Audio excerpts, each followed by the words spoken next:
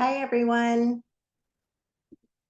Welcome. My name is Jennifer Solomon, and I'd like to welcome back those of you who have joined us for previous sessions and extend a warm welcome to anyone attending for the first time. Thank you for joining us for our finale, our webinar 4 in our 4-part series. I am so glad that you are here with us today, and I'm looking forward to another meaningful conversation together. But first, a bit of information about today's conversation.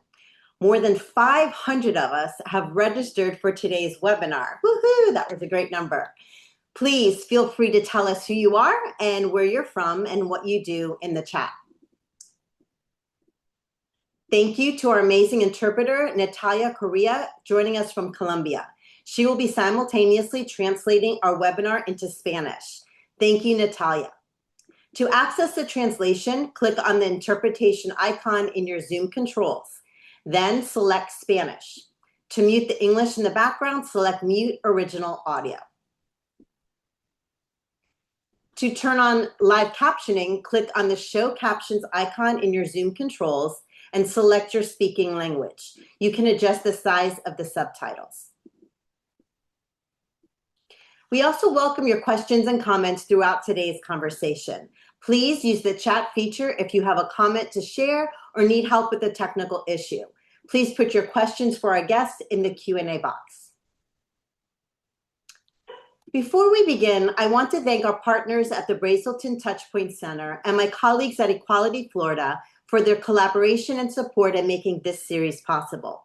Special shout out to Noel De La Cruz, who's not only the best supervisor, but an incredible mentor. Also, a special thank you to Catherine Knowles O'Brien, Michael Carty, Nelson Atravera, and Ashley Gaddis for all their work behind the scenes.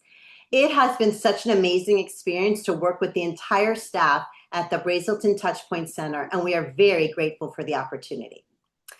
Now, a little bit about me. My name again is Jennifer Solomon. I use she, her pronouns, and I am honored to be the moderator for this series. I serve as the Senior Manager of Parent and Family Support at Equality Florida, where I lead our Parenting with Pride program. Parenting with Pride is a statewide initiative that provides education, resources, and support to parents, caregivers, and allies of LGBTQ+ youth.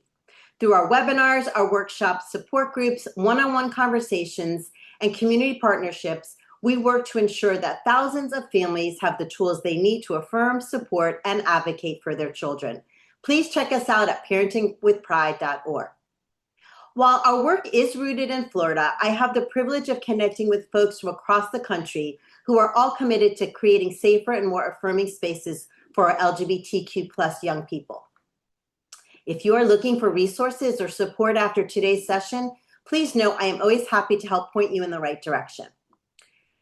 Now, my connection to this work is also personal. I am a pediatric registered nurse by profession, but I'm also the president and founder of PFLAG Miami, and most importantly, a proud parent of 4 children, 3 of whom are part of the LGBTQ+ community. So like many of you, I understand both the joys and challenges that come with supporting a child in today's world. Finding community has been so important to me as a parent and ally, and so I thank you personally for being here and helping to create this space for us to come together to learn and be supported. Throughout this series, we have talked about communication, support, safety, and connection. Today, what we're talking about is what happens when parents take those experiences and turn them into action, not because they plan to become advocates, but because loving their children pushed them to create change in the world around them. As the Senior Manager of Parenting with Pride, I hear stories like this all the time. A dad who knew nothing about the LGBTQ+ community until his transgender daughter came out, and now he regularly meets with school board members in his district to make sure she has a safe learning environment. Or the mom who is soft-spoken and a self-described introvert, getting in front of legislators and finding her voice is truly louder than she ever imagined. This is why creating spaces for families to learn like this webinar series and like Parenting with Pride is so important. We get strength from one another, and together we know we are stronger. Today we are presenting episode 4, Pride in Action, How Parents of LGBTQ2IA+ Youth Can Change the World. and you are honestly in for a treat today with the parents you're about to meet. Each of them saw gaps in support for families like theirs and chose to build something meaningful out of that experience. We have shared our struggles and wins throughout the years together, and I am excited to introduce you to these rock stars. They are part of the HRC Parents for Transgender Equality Council. My hope today is that folks listening will realize advocacy doesn't always begin with expertise. Sometimes it simply begins with love, listening, and honestly, the courage to show up. If you are a provider, an educator, an advocate for LGBTQ plus youth, we encourage you to share the stories you hear today to help strengthen your work with the youth and families who trust you as a partner in their journey. So let's get started. Welcome, friends. Hey, Thank you. Thank you for Welcome. welcoming us. Happy to be here. I am going to start today with the theme, the moment everything changed. I know y'all remember that. And so we're going to go around and I'd love for our panelists to give us a brief bio and answer our first question. So our first question is, was there a specific moment when you realized that loving and supporting your child also meant stepping into advocacy or leadership? And I'm going to start with Stephen. thank you for having me, Jennifer. Nice to see you again. Good evening, everyone. My name is Stephen Chikumba. My pronouns are he, him, and his. I am a co founder of Rainbow and Black, as well as the executive director and founder of the Dads Foundation. And I think the moment that I realized everything was going to be different was the day Hobbs invited me into his identity and told me he didn't feel like a girl. I can certainly say that before that moment, I had never really thought about like what my parenting looked like and how I was showing up for my children. And that day, literally everything changed because I realized that I could no longer be a sideline parent. For those of you who don't know, my wife had passed away the year prior. And so I was essentially all my kids had. But the realization of my child identifying differently really brought that reality to full relief for me because it was something that it wasn't on my bingo card at all.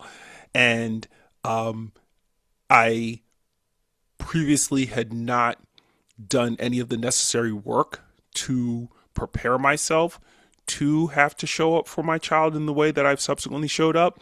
And it was a lot. I can certainly say that parents are typically not prepared for this kind of stuff. We're incredibly resilient, and those of us who step up to the plate do an amazing job. But there is a learning curve behind it, and I found that I needed to do a lot of learning and education, and finding resources and friends and community to help me through it. So I know it was a little bit of rambling, but yeah, that's kind of where I was when Hobbs shared who he was with me. I was a little bewildered, a little out of my depth, but knowing that I needed to show up for him. I love that. And I think that, for all of us, I don't know anyone is really prepared. So I love the honesty in that answer. Viddy, we'll go to you next.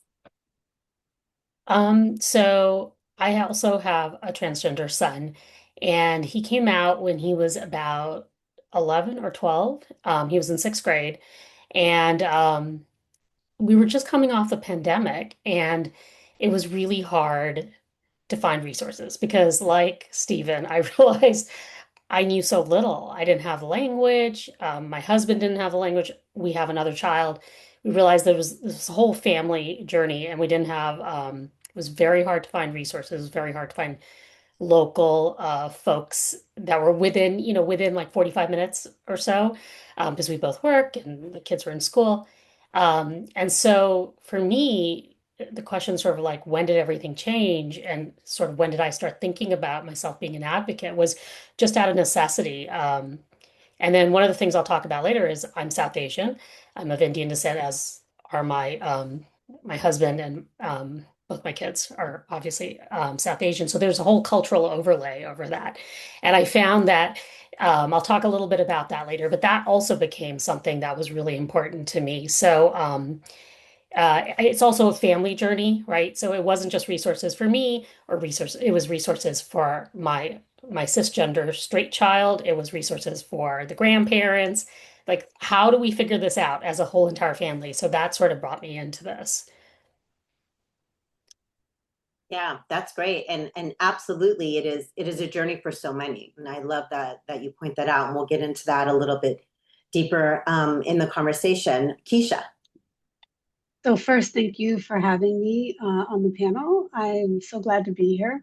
And your question, the way I heard it, is asking what was the thing that propelled me into advocacy, right? And I had not given any thought to being an advocate, wasn't even sure what that word was. I was trying to mother my child, just trying to learn what I needed to do to parent her and our other child. We have a trans daughter and a cisgender son. And so I think for the first few years, we were just trying to do that and tap into resources that were readily available to us. And we were fortunate we actually had some. But the thing that really propelled me into advocacy was figuring out it's it was the thing that parents often do is you try to lay the foundation, you try to set the pave a path for your child, right? We all do that, whether it's right or wrong. And I was trying to figure out how was this child going to possibly go to an HBCU? And I could not, I did a little bit of investigation just via internet sources and looking to see what kind of resources were there. And I didn't see much of anything at the time. And so what launched me into this actually was trying to find a way to reach HBCUs, including my own alma mater, so that they would have more visible support for LGBTQ students. And that's actually the start. I don't know if I've ever shared that with anybody, but that's a great question. I love that. I think that, so many of the folks watching can relate to that moment where, supporting your own child suddenly becomes something bigger, right? You were looking at, college, and not just for your child, but for all trans children. What does that look like? So, realizing that there are other families out there needing connection as well. For those of us, watching this panel, feel free to share in the chat what your aha moment was. I know for me with my child, it was realizing that, dressing up in the little Elsa costume wasn't just for play, but this was something maybe bigger. So I think for all of us, there's always that moment where you realize I need to be that voice for my child and make sure that they are safe. Stephen, I'm going to go to you with our first question. So, we know that missing voices often are father voices. And I would love for you to share a little bit about, what you have done with your foundation, but also what made you realize that there needed to be more visible dad voices? And what impact have you seen when fathers show up publicly for their children? I first learned that Hobbs was Hobbs in 2017. We kept that a secret. It was just, he socially transitioned in our house, in our home, just his siblings and I. For 2 years, it was just kept to us. And then he said he wanted to share it out with the larger world. And I realized that I had not done enough to prepare for that. So I started looking for resources. I started looking for support groups. I started looking for any information I could find about what it meant to support your child when your child was not just keeping a secret in the house any longer. And I stumbled across the Human Rights Campaign, and I was invited to my first Time to Thrive in DC. That was in conjunction with the National Education Association and Human Rights Campaign and a couple of other organizations. And when I got there, I saw a sea of mothers. That's it. I nary a father to be found. And I was listening to story after story of these mothers who were doing the Lord's work. advocating on front lines for their children, and I was listening to the stories they were telling about just the abuse they were suffering, and I was literally appalled because I'm thinking to myself, where are your husbands? Where are the fathers? Where are the dads of these kids? And why are they not on the front lines? Why are the mothers the ones who are shouldering the burden of doing this work? And for me, that outrage turned into action. I couldn't have another mother come up to me and be like, "Oh, I wish my husband was like you," or "I wish you could talk to my husband." Is why can't my husband like that kind of sentiment really bothered me because there was no reason. It took two of you to make this child, so it should take two of you to support and advocate for this child now that your child needs you. And so the Dad's Foundation grew out of my desire to empower fathers to step up and do the work, to be more visible, to be more vocal, to be more seen, because it required the circumstances, the situation requires that everyone is on the front lines to support their children and not just mothers. And it's really made a difference, I think, because once again, for those of you who do not know me, I'm also a subject of a Netflix documentary short called The Dads that was executive produced by Dwayne Wade and directed by Lucina Fisher. And that story, it was a story of six fathers who went on a fishing trip. If you haven't seen it, it's a 10-minute and 43-second movie on Netflix that you can see today. But in that movie, we kind of just shared our experiences of fathers as fathers of gender expansive children. And people who saw the movie were very moved by it. They were like, wow, we didn't know men could be so vulnerable and soft and compassionate and loving of their children, because it's not something that you see. It's something that people need to see more of. It's something that people need to know exists. It's something that other fathers need to see so that they give themselves permission to show up and to do the work, and that we can start taking the burden off of the mothers who've been doing this work for so long and shouldn't have been doing this work for so long by themselves. So that's really what drives me, is my desire to stand alongside, if not in front of mothers, so that they can relax, put their feet up, and know that the advocacy and activism will not stop just because they're not on the front lines. Like, they need a break, and dads need to step up. Yeah, that is great, Stephen. So a quick follow-up on that. So what do you think other dads are hungry for, but maybe don't always say out loud? Do you think that there is a fear, or what do you think is stopping maybe some dads? Certainly, there is a fear. I know when Hobbs first shared his identity with me, I was terrified. Like Vidi, I'm culturally from another place. My parents are Nigerian. Both of my parents were Nigerian. So I'm first generation Nigerian born in America. And there's a huge cultural component to anything that is not cisgender. So people are casting aspersions, looking at you crazy, questioning your parenting. And so I know culturally and as a man in society, I am not prepared for people to judge me.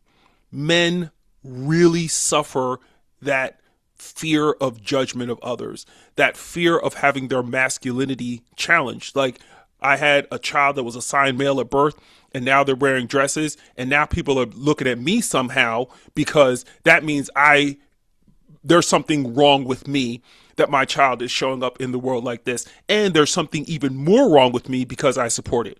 I'm not trying to beat that out of that child. I'm not trying to tell my wife that we're not doing that. So there's this expectation that men have that they have to adhere to this standard of masculinity and manhood that is somehow defined but impossible to achieve, and yet we still try to achieve it. And so fear is a huge factor, not only fear of the unknown, like our child is telling us something that doesn't comport with anything that we've ever learned or anything that society reinforces, but also I don't know what my friends are going to say. I don't know what my family's going to say. I don't know how people are going to stare at me and look at me when I take this child out into public. I may love my child to the ends of the earth and back, but I'm also terrified that I will not be able to withstand the attention and the aggression and the consternation and the judgment that comes along with supporting my child proudly and publicly. So I think that's the biggest thing. And the second thing I think is isolation. because we are men, because we solution everything and we don't ask for help and we never cry and we don't show our emotions, we don't know how to form community with one another. We don't know how to seek community to get assistance. We don't know how to ask for help when we desperately need it. And so we suffer in silence. And so that combination of fear and isolation is really damning for men who are interested in being there for their children. They just don't know how to get out of their own way. And I've really spent a lot of my time trying to help men get out of their own way, get out of that box that tells you you can't support your gender expansive child because of insert some stupid, public stereotype here. You can support your child because they're your child and you love them, period. Yeah, period. Love it. Um, Amen. right. So we're, visibility, right? We're talking about, not seeing others like you, walking to a room and seeing, all women. So Keisha, actually, this is for both Keisha and Vidi, but Keisha, we'll start with you because we know for many families, part of that visibility means finding spaces where culture, race, and Yeah. identity are understood and reflected.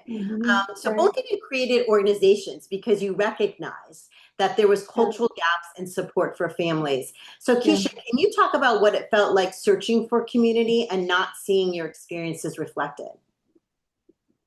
Yes. So the support and resource gathering that my husband and I did early on uh, was fruitful in that we were able to find support, if that makes sense. We did not find many, I don't want to say any, but it's close to any other Black people in those spaces. They were primarily white spaces. And I will say, truthfully, my husband and I are very comfortable in those spaces. So we needed the support. And for us, it was not particularly contingent on, who had the expertise. We were very comfortable, having grown up in New England. um, we were comfortable with that. But I understood, he also understood early on that it really would have been fantastic to have someone understand the cultural dynamic of our community, our family, our extended friends, and all of the folks who really make our social network. And that we didn't have. So much of that we had to kind of navigate on our own, and we did. But we recognize that other people might want that kind of support earlier than we were able to find it. And so we decided that we needed an organization that could be the group that would have helped us when we were first starting out. And so that is how Rainbow and Black was born. That's why we're here in this space. Yeah, and I love that because I do think as much as you can find resources and spaces that feel good, there are also places that are very specific to, cultural gaps.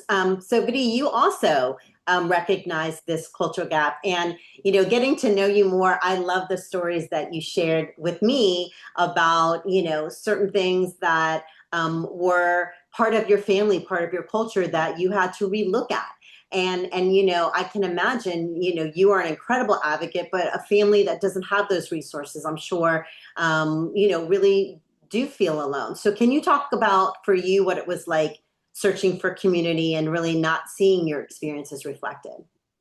Yeah, so we're South Asian, specifically Indian. And so just the story that Jennifer mentioned is when my son came out around the end of the school year, so I don't know, like May or June. And in August there's an Indian holiday called Raksha Bandhan where sisters tie like a bracelet called a Rakhi on their brothers. And it's supposed to mean protection and love and all these wonderful sibling things. And after my son came out to us, he came out to his grandma, his dadima. And, we weren't really sure what an older 75 plus year old conservative Indian lady would think. And all she said is, I know. when he said that he was a boy. But then she doubled down and she got a Rocky the bracelet. It's called Rocky for my daughter to put on my son. It was his first Rocky, first Raksha Bandhan as a boy, and it said Mera Bhaiya, which means my brother in English. And it was beautiful. But one of the things we realized from this is there's so many cultural overlays. And since we learned that there's this concept of a double closet, where in queer spaces, like Keisha mentioned, they are very often very white. And so you feel like you can't be too, you know, your queerness can be celebrated, but maybe not your cultural heritage or your religion. But then in South Asian spaces, you can't maybe celebrate your queerness. And so one of the organizations that we started getting involved in was Desi Rainbow, which is a South Asian queer organization. We also locally in our town founded a organization.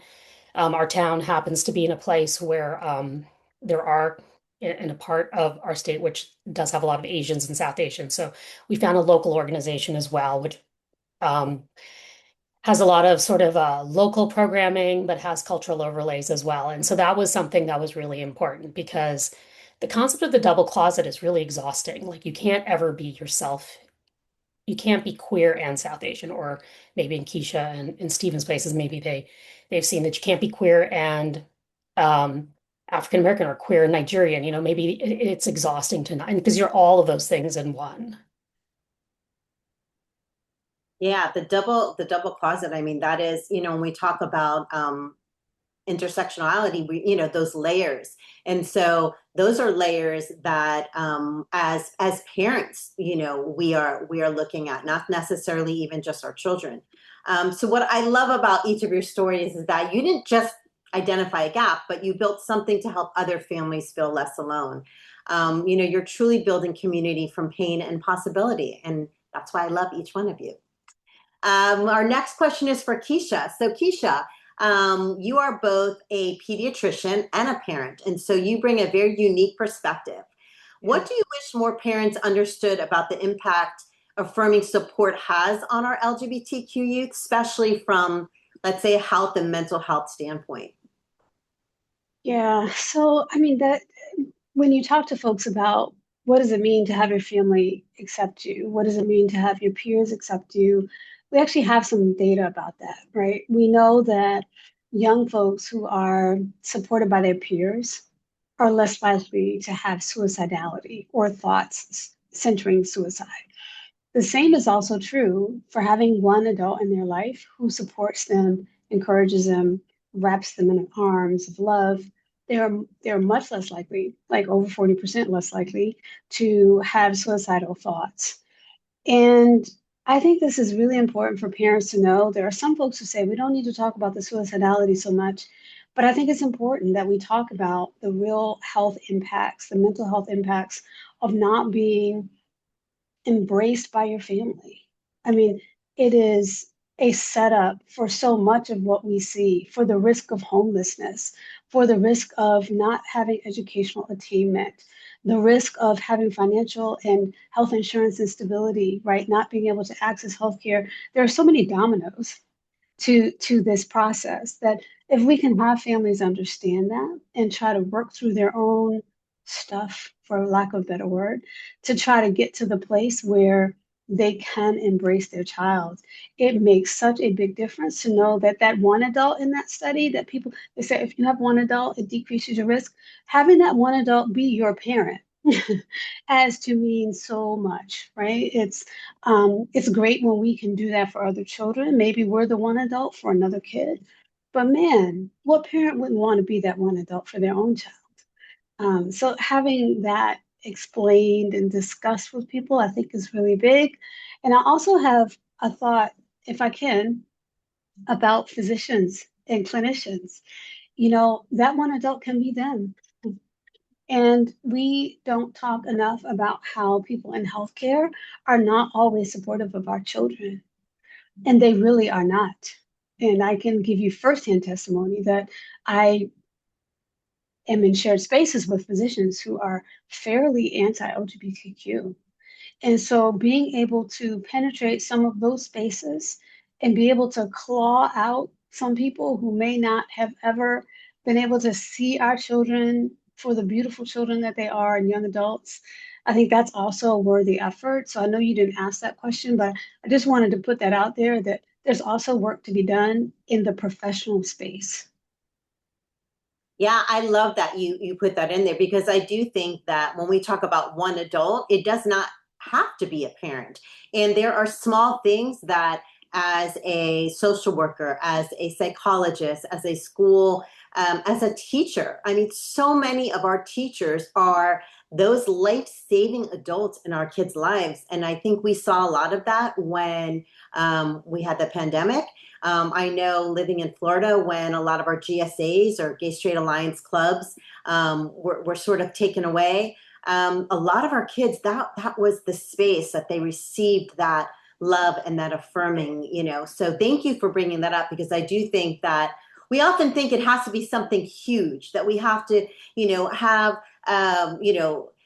be marching in the Pride Parade the minute our kids come out. And it's really the small things that do make those huge differences. Using an affirming name, pronouns, just telling your child, hey, I love you. And I may not understand, but I'm going to work on that. And we're going to do this together. Those are small things that we know make a huge difference. So I'm really glad that you did bring that up. Can I just say one thing that Yeah, you just triggered for me when you said, you may not understand. My husband said something a few years ago that I have held on to, and that is that for a long time, when we were processing that our child was gender diverse, like before the therapist actually told us in words, he was struggling with not understanding someone who is gender diverse, just as a concept. And he arrived at this place where it's like, I don't have to understand it to accept it. And I think that is a potential bridge for some families because I do think parents get tripped up because they are cisgender and they don't understand it. Therefore, they say it's not real. And so that may help people. So for those listening, if that concept can help you in conversation with other folks, please run with that and use that. Could I join in really quickly? I have a dad who recently came into our organization. He came to a retreat. His child shared their identity with him like 6 or 7 weeks before he showed up at this retreat. And when he got there, he was adamantly against his child living their truth in his home. They were graduating from college, they were looking to move to New York, but he said in no uncertain terms, you can do that out there, but when you come into my house, no makeup, no nail polish, no dresses, all that stuff stays outside. Those are my rules. That's my house. And he didn't understand why his child, who had grown up assigned male at birth for 22 years, would suddenly decide to become something different. And over the course of those 3 days, listening to other fathers, being in community, sharing spaces, just existing in the space with other fathers who were accepting, he came to be very aware of the fact that he didn't have to understand. He was struggling, but he came to be aware, much like Sean, that I don't need to understand to love my child. I don't want my child to be out in the streets and not feeling like they can't come home because I can't get over something that I just don't understand. It's super important. Understanding is not the litmus test. Love is the litmus test. And if more parents accepted that and realized that, I think we would have so fewer problems because that's the floor and not the ceiling. Yeah, Stephen, we have a question in the Q&A about how do we encourage more men or dads to be more involved in advocacy and LGBTQ plus community building? And I think you kind of answered that with, you don't have to, you don't have to understand, you just have to love, right? And I think that goes across, for dads and like you're saying, really being in spaces where they see other people like them, walking into a room and seeing all moms, you don't, it's not that lived experience, but maybe the answer is to really encourage them to find these communities where, whether it's cultural, whether it's race, where, they have that shared common, not just their child being LGBTQ, but, being a dad or being a mom or, what that is. So, I definitely agree. And I would say point dads like that to the Dads Foundation. It yeah, is something to behold to be a dad of a child who is non binary, is queer, is gender expansive, and feel like this kid's off on some like cuckoo trip. Like there's something wrong with them, and then to be in community with dads who accept their children because it helps you get past your own BS. There's no other way to put it. So many fathers have walked into a room full of other dads who accept their children, and it's like a burden has been lifted from their shoulders. They no longer have to put up airs. They no longer have to feel uncomfortable about saying the wrong thing or being uncomfortable about misgendering or dead naming. No one's going to judge you. We're going to accept you and we're going to show you, we're going to model the way you need to show up for your children. And you get that through osmosis. You get that through being in space. You get that through listening to stories. But if you're not surrounded by affirming fathers and affirming men, it's very difficult to ever make that shift. And so, first and foremost, find a group of affirming men. Find an organization like the Dads, Dragon Dads, what have you. Like, find a group where men are not supporting that, toxic masculinity. I know that's a trigger for some, but find a space where it's not about being, business as usual as men. It's about how do I tap into my vulnerability? How do I tap into my softness? How do I tap into being the nurturer for my children? How do I unlearn all of this stuff about manhood and masculinity that has me not being able to reach out and embrace my child because they're showing up different from the expectations that I have from them. Because if you can do that, if you can find that, you're definitely well on your way. It may take you some time still, but at least you're around people who will help you make that shift that you need to make to show up for your child. yeah, that's powerful word, Stephen. Vidi, I'm going to go back to you with a question. So many immigrant and Asian American families navigate, like you had mentioned, additional cultural expectations around gender, family, and community perception. What conversations do you think parents in these communities are often afraid to have? And how do we begin to break that silence? I am assuming it's probably similar to what Keisha and Stephen are saying, but is there something specific that you want to share? Yeah, so I mean this is actually something that's near and dear to my heart because we're talking about it a lot as we're going through June. So one of the things we try to break down is we name shame. We have so many different words for shame. We don't have one word for shame in most South Asian languages. And a lot of times, because a lot of South Asian folks are immigrants themselves or are children of immigrants, this concept of what will people say or shame is kind of what keeps us going. Sort of, it's a very community oriented thing. It's like we're gonna, go out into the world as a community. And so now to be othered is harder because it is so community based and there is so much shame. So we really try to name shame because there is shame, and Stephen talked a little bit about that with the dads, right? Like this is shame that a lot of us feel. So we name shame and how that shows up in our culture. We also live often in multi-generational families, even if they're not physically in the house with you, they're around, right? Like grandparents might live with children. So when when a child is coming out, they're not just coming out to their parents; it could be coming out to their grandparents and their aunts and uncles who might live in the same house as them or be significant parts of their family. Like family is more than a nuclear family.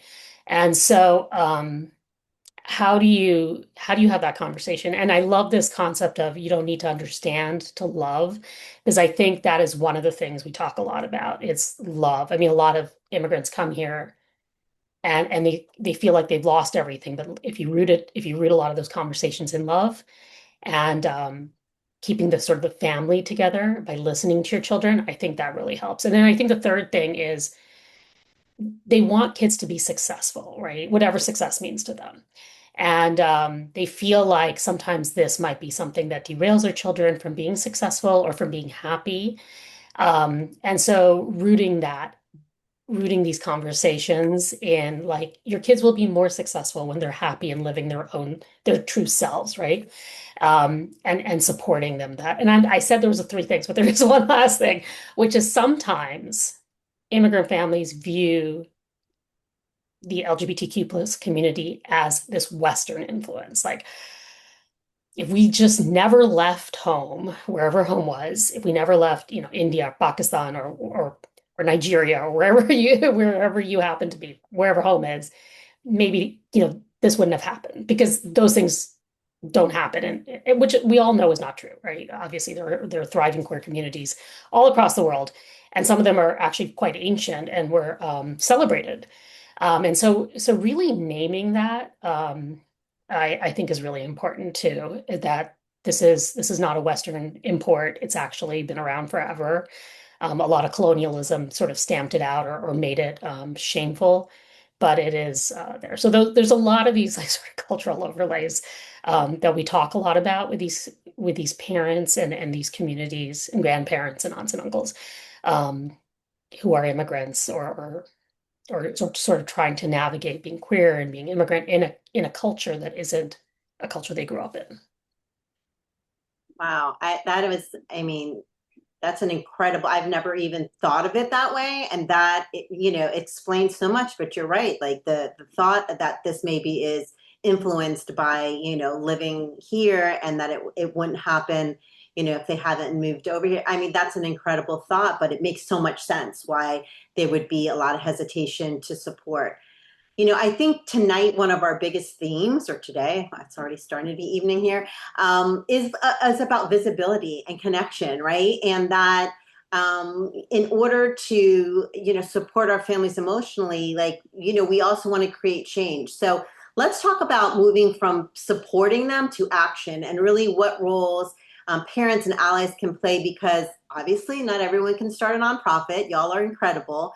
But there's ways that we can be advocates and make a difference. And I know that we want to be able to give folks on this call, those tools. Because sometimes advocacy can feel intimidating and very overwhelming. So Stephen, you are clearly an incredible advocate. And I want to bring this question to you. So a lot of parents watching might say, I care really deeply about my child, but I don't know how to do advocacy. So what are like some quick ways parents can make a difference without feeling like they need to become, political experts? I love this because it's the low-hanging fruit as far as I'm concerned. Every person who is the parent of a gender expansive child is not the parent of an out gender expansive child. And so being a vocal ally or advocate is not equal to outing your child. And so the ways in which parents can show up oftentimes are very simple. You can wear a pin, a rainbow pin. You can put a flag on your car. You can put your pronouns in your signature. You can donate to organizations like Desi Rainbow, ACLU, PFLAG, HRC, Rainbow and Black, the Dads Foundation. Like you can, put your money into organizations that make a difference. You can volunteer. You can write your representatives when bills that impact LGBTQ plus people are up. You can elect candidates that have very pro LGBTQ plus stances. These are all the low hanging fruit things that you can do without having to really lift a finger. And then the next level above that is if you're out in public and you see something untoward, say something, do something. You may be a diminutive, small statured woman seeing a LGBTQ plus person or a gender expansive person or an immigrant being abused. You can take out your phone and record. You can say, hey, do you need help? After the incident has passed, say, I saw that. How can I help you? You can call the police. You can, if you're feeling a little more randy, if somebody says something untoward and you feel like you can say something, say something. Hey, that was unkind. Or how would you like it if someone spoke to you? Again, I'm not suggesting putting yourself in danger, but I am suggesting that those little movements, those little actions mean the world to different of mean a world of difference to the people who are victimized by this type of abuse in society. And so making space for other people, making yourself a little uncomfortable, not a lot, but just making these little micro adjustments mean the world of difference. I know as a dad, I'm telling my dads all the time, like, yo, show up. Show up in spaces. Go to the rallies. Go to the protests. Sign up to testify when bills come. Talk to your elected officials. It's different when a mom talks to somebody and a dad talks to somebody. It's just different. People respond differently to men in certain spaces than they respond to mothers in certain spaces. And so recognize the privilege and the power that you have and use that for good. Don't just sit back thinking, oh, what difference it's going to make. It's going to make a difference, and it's going to make more of a difference if you do something. The squeaky wheel gets the oil. The squeak is going to go on forever if you don't oil it. So be the squeaky wheel that's getting the oil by showing up in spaces and doing something to impact change. Again, micro change or macro change where you can afford it. Yeah, those are great ideas. So I invite everyone to think about what's one small first step that you can take, let's say tomorrow. It is Pride Month. Feel free to share your ideas in the chat. This way we all get, maybe there's something that you didn't think of. But I do agree that even small things, whenever I get on an airplane, especially during Pride Month, and I see one of the, either the pilot or one of the flight attendants, often will have a rainbow pin. And I have to tell you, I know that that's going to be a smooth flight for me. But I love that. I love that my child sees that. And I always look and say, like, Happy Pride, or I love your pin. And it's a small thing, but it's something big for those that are looking. So I would love to hear some ideas of what y'all are going to do. And you can take it, like you said, those small steps or larger steps, but they all add up to really being powerful. So thank you for that, Stephen. So as we begin wrapping up tonight, I think we could talk for hours about this, but I really want to shift us towards hope and legacy and really what it means to show up for our kids over time. And so this is going to be a question I'm going to ask all our panelists. It's rough out there right now. And I think about this question all the time. So when your kids look back years from now, what do you hope they remember about the way you showed up for them? And I'm kind of going to answer that first because I am a parent as well. And I always say, does this matter? Sending these emails, going to school board meetings, am I making a difference? Because listen, I'm living in Florida and it doesn't feel like it sometimes. But I always think, you know what? When my child is grown and he looks back and says, wow, looks back in history, even my granddaughter, when she reads about this time, I know for me, I want to be able to say, this is what I did. This is how I spoke out and this is how I showed up. So I'm curious to see for our panelists, if y'all want to quickly share what you hope your kids remember about the way you showed up. And we'll start, go ahead, Keisha, you go.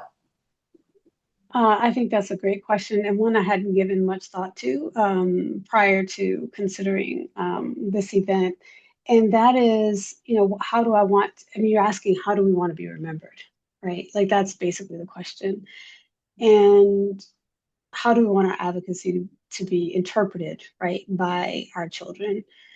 And for me, I want her to know that all the advocacy is rooted in love, primarily for her, and then secondarily to all the other children whose lives can be made better, or maybe were made better, or there was a difference that we had a tangible difference, a real effect on the outlook of their life. And that is what I want, when she's 70, God willing, I want her to look back and say, you know what, my mom and my dad, you know what, they put themselves out there so that I could do X, Y, Z. And I think that's probably the most meaningful thing for me. Love that. Biddy. So, like what Keisha said, obviously love. I want for both my children to look back and say, yeah, my parents loved us so much that they showed up, that they came out and they didn't want to be advocates. They never were advocates before, but all of a sudden they were advocates. But more than that, it's also about doing what's right. I think that I really want to teach them, and I want them to reflect and hopefully take that forward to their children and maybe their grandchildren. Um, Stand up for what's right. This is we're all people. We want to live our lives to the fullest extent and give back to to your communities, whatever that is. And I think that's a really important message. I think um, I want to give to my children. I am the child of immigrants, and we were always taught to sort of just like keep our heads down and just work really hard and do well. And that was just, it was a very, the messages that I received and my husband received from his parents were very rooted in survival. Um, and I now that we don't have to do that as much because my children are now the grandchildren of immigrants. I want them to really think about like, no, we're going to stand up for what's right. We're going to speak out because it's important. So, That's great. Yeah. Stephen.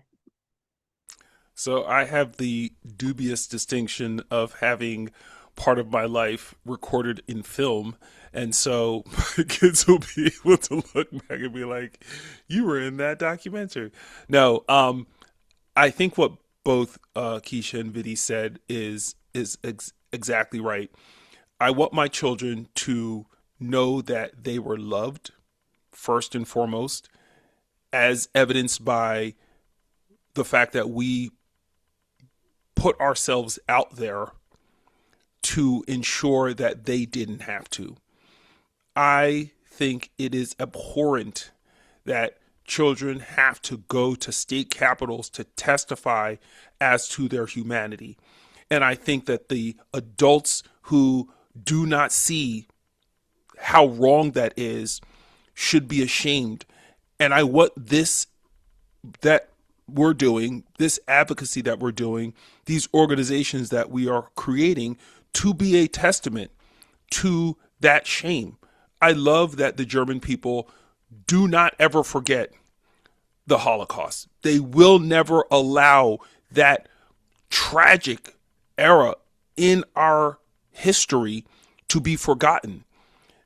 I also do not want this era of our history to be forgotten. I want the people who have created such harm to feel shame, and their children and their children to feel shame such that it doesn't occur in the future. And so for me, it's like I want that record to exist, not only for a historical record for our children to be able to say, yeah, mom and dad showed up for us, but also for the people who weren't in support, who were on the fence, who were ambivalent, who were indifferent, to also look back and be like, damn, we should have said or done something. So for me, it's both sides. I want the benefit of my children to know they were loved, and I also want the record of what happened for people to never again allow this to happen. Yeah, and I think that's exactly right. If we don't record that, years from now, it won't seem like it was so bad, right? There's folks that, deny things about the Holocaust, but we know with history and documentation and I never thought of it that way, Stephen, but I do love that. So I want our kids to remember, but I want the world to also remember how hard it was and how hard we had to fight. Because I know in the future our kids are going to have the same freedoms that we dream of. Um, yeah. So, one thing I think that has come up throughout tonight's, conversation is that, advocacy starts with love, right? But it grows through community, and finding that community is just life saving for everyone. So we have just a few minutes, but I want to go around and see if y'all have one short message. Stephen, it's going to be hard for you to go short, but a short message that you hope every parent or ally that's here today leaves with. Like, what short thing do you want them to leave with here today? Love wins the day. Perfect. That's perfect. All right, Keisha? I mean, honestly, you want me to come up with something after that? I mean, that, I, You just say ditto. I, and that's what I have left to say because I think there's no greater truth than love. It's actually the only thing that drives us. It's the only thing that drives humans is love. It's stronger than the other emotions. So I would strongly say if I had to leave a tidbit for parents is just to add to what Stephen said, is that your love is enough. Yeah, love that. Yes. All right, last one. Well, I agree with Keisha and Stephen for sure. But just to add to that, I think small changes or small actions make a big difference. Whether, I think Keisha or I think everyone here mentioned, just like very small things make all the big differences. But also to show up in your community. One of the things we did is we worked with our public libraries are amazing. We started a Pride, intersectional Pride section in our library, and it has board books for the youngest readers straight through to adults. That's wonderful. I mean, these are small things we can do. Oh, and they actually bought the books themselves, so it was free for us. So there's so many small things we can do to give back, both to our own children, but to the community that show we love our children and the community. Amazing. Well, thank you all so much. Our panelists, thank you for sharing your wisdom, your vulnerability, and the care that you shared with us tonight. And thank you to everyone who joined us. Tonight's conversation reminds us that advocacy doesn't always begin in the legislature on a stage, but it often begins quietly inside our homes when we choose to love our children openly and courageously. And what each of these parents has shown us is that when families come together, when we share our stories and create spaces for others, they don't just support their own children, they help change the world for countless others. So I would really love to thank everyone at the Brazelton Touchpoint Center who gave Parenting with Pride the platform to reach so many families across the country. And I want to thank our audience for your participation and remind you that you will receive an email later this week or early next week with links to a recording of today's conversation if you want to share it. You also will get a resource handout with a lot of the different resources that we talked about today so that you can reach out to Stephen with the Dads Foundation and others. And you'll also get a link to a feedback survey. We would appreciate you completing it so that we can learn how to improve our programming. I really hope that one of the biggest lessons that I'm going to get like emotional, this is the end of our series, but I really hope that you walk away with the fact that none of us are meant to do this alone. I hope you continue to join us at Parenting with Pride, and because you are now part of this community of hope. And I really want to thank you all for taking the time to be here and to continuing to lead with pride. So thank you again, and I hope to see you again next time. Bye.